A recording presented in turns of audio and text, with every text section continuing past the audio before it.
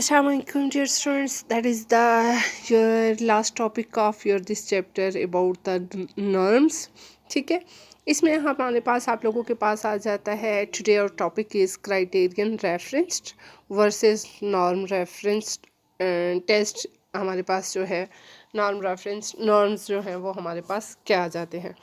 सबसे पहले हम लोग बात करते हैं कि after this lesson you will be able to differentiate between criterion reference test norm reference test में differentiate कर सकोगे as well as इसके uses and describe the way of interpreting this.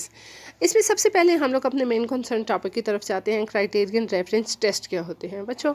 एक चीज़ हमेशा याद रखना कि ये टेस्ट हमारे पास मेजर करते हैं स्टूडेंट्स एकेडमिक परफॉर्मेंस. सिर्फ एकेडमिक तक हम बाउंड नहीं है. If you are going to administer it any sort of your organization, educational institute or any other thing, ठीक है, जहाँ पे भी हम स्टूडेंट्स एकेडमिक ही नहीं है, हमारे पास यहाँ पे कोई भी any sort of performance if you we want to assess तो अगेंस्ट सम स्टैंडर्ड और क्राइटेरिया, तो हम उसका यहाँ पे कंपैरिजन हमेशा किसके साथ करते हैं? सम स्पेसिफिक क्राइटेरिया के. इसकी सबसे बेस्ट एग्जांपल आप लोगों के पास, फॉर एग्जांपल आप लोगों के पास क्या आ जाती है कि लाइक अगर आप लोग जो हैं, आप लोगों के लिए पासिंग मार्क्स जो हैं वो 50 हैं, तो क्राइटेरिया रेफरेंस टेस्ट आप लोगों के पास क्या आप लोगों को कहता है कि आप लोग जो है तो मस्ट है आपने 50 मार्क्स लेने हैं. You damn care about it कि how many individual as obtain 40, 50, 80, 90 etcetera.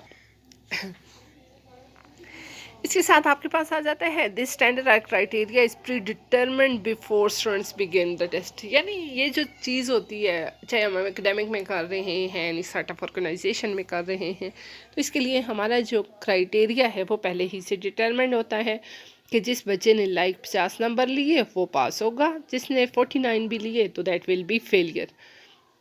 ठीक है. अच्छा, उसके बाद हमारे पास क्या आ जाता है?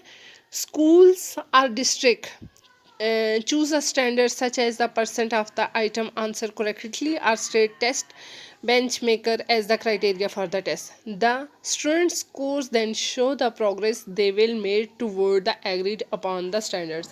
यानी ओवरऑल जो है फिर हम इस पे कंपैरिजन कर लेते हैं कि कितना जो है. देखें लाइक आप लोगों की लाइफ में आपके सामने NTS के टेस्ट होते हैं, वहाँ पे ये पासिंग क्राइटेरिया होता है.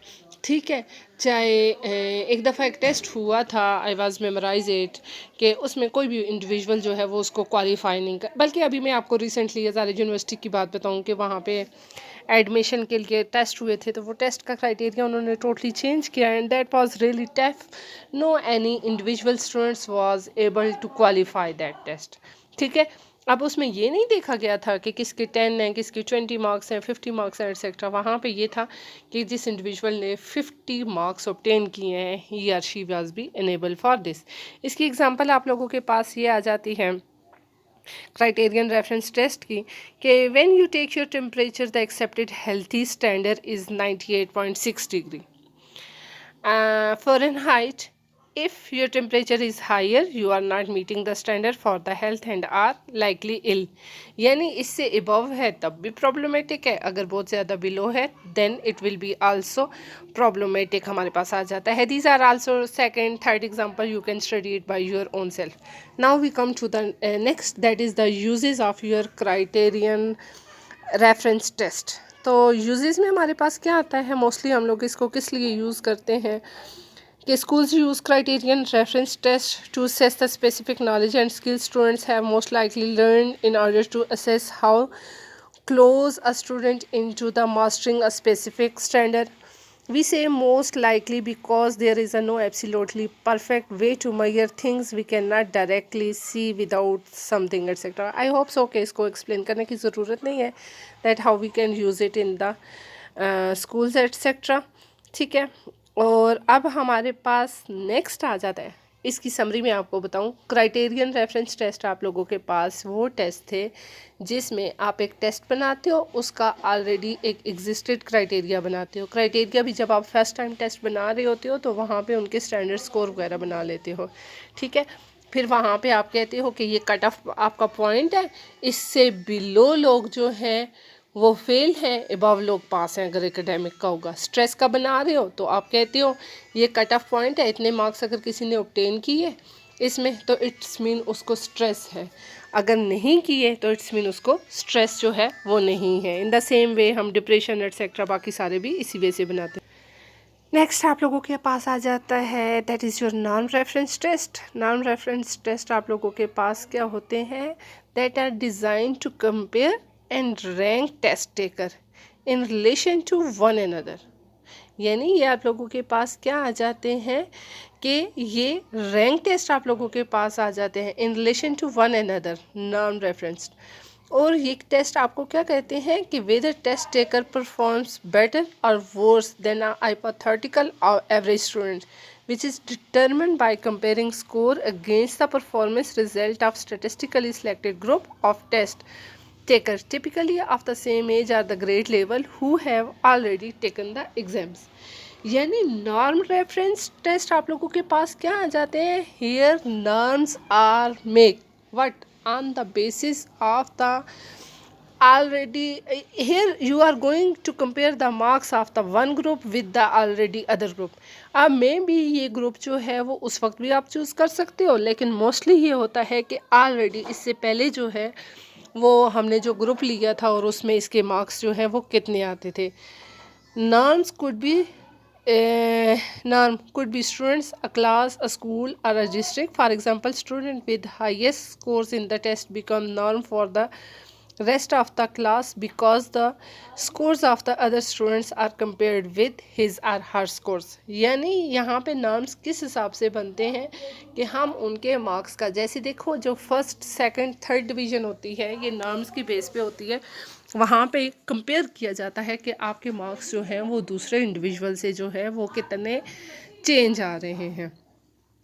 अच्छा, इसमें हमारे पास क्या आ जाता है, calculating norm reference scores is called the norming process भी हम इसको कहते हैं, and comparison group known as the norming group हम इसको कहते हैं। नॉर्मिंग ग्रुप टिपिकली, देखो इसमें दो चीज़ें आपको लर्न करनी है, एक नॉर्मिंग प्रोसेस आप लोगों के पास आता है, नॉर्मिंग ग्रुप आ जाता है। अच्छा जी, norming group typically comprise only a small subset of the previous test taker. Not all are even most previous test takers. Test developers use a variety of statistical methods to select norming groups, interpret raw scores and determine the performance level. यानी हम लोग already एक subset जो है वो एक small unit पे एक टेस्ट अप्लाई करके उसके रूल्स बना लेते हैं और उनके साथ कंपेयर करते हैं। ऊपर आपके पास क्राइटेरिया होता है, ठीक है, कंफ्यूज नहीं होना। और यहाँ पे आप लोगों के पास क्या चीज़ आ जाती हैं, ये आपके पास नॉन रेफरेंस टेस्ट आपके पास ग्रुप होता है, इंडिविजुअल्स होते हैं, यहाँ पे आप कंपेरिजन करते हो वन ग्रुप का with the other group.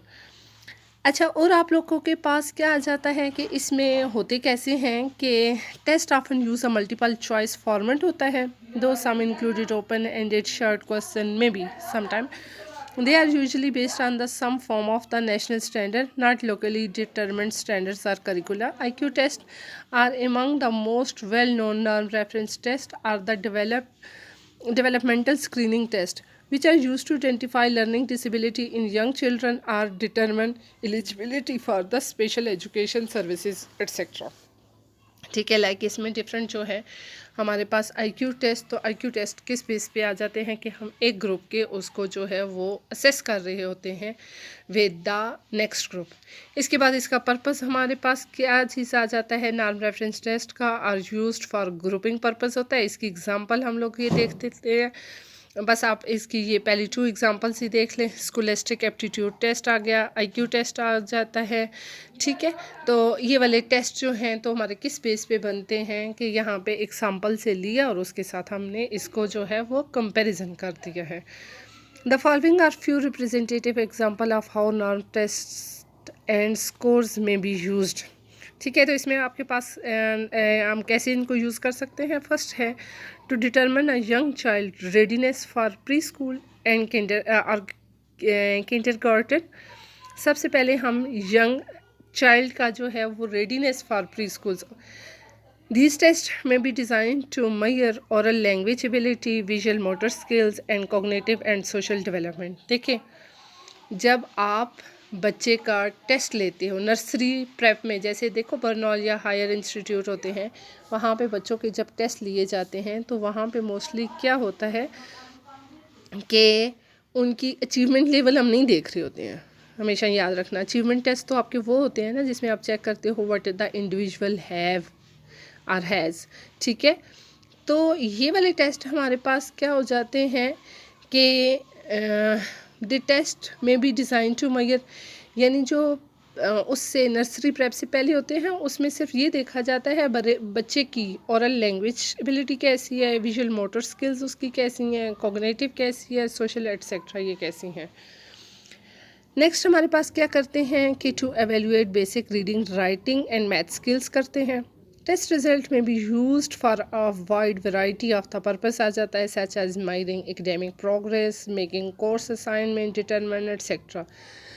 I hope कि इसको डिफाइन करने की ज़रूरत नहीं है। This usages you can study by your own self. Okay जी, that is one your task. Give two example of CRT and NRT for the local context. Write in one sentence the difference between CRT and NRT. That is your task for today. रात को 8 बजे तक। अब आप लोग सिर्फ आइंदा मैं छोटा सा टास्क दिया करूँगी ताकि मुझे पता चले कि आप पूरा सुन रहे हो या नहीं। That is your also consider as one activity consider हो जाएगी। और ये आप लोग जिस वक्त तक अटेंडेंस लगाओगे, रात के 8 बजे तक आपके पास टाइम है। 8 से 9 नहीं करना स्टूडेंट्स, उसके बाद मैं अटेंडेंस नहीं लगाऊंगी, ठीक है। 8 बजे तक आप लोगों के पास टास्क है, जैसे क्लियर करोगे। लंबे चौड़े सफ़े लिखने की ज़रूरत नहीं है, जस्ट ये जो है मुझे लगता है कि टू ना हुआ तो 4-5 लाइंस के ये 2 आंसर हैं। ये आप मुझे लिख के और साथ क्लियर का जो है अपना रोल नंबर लिख के और ये आंसर लिख के मुझे सेंड कर दीजिएगा।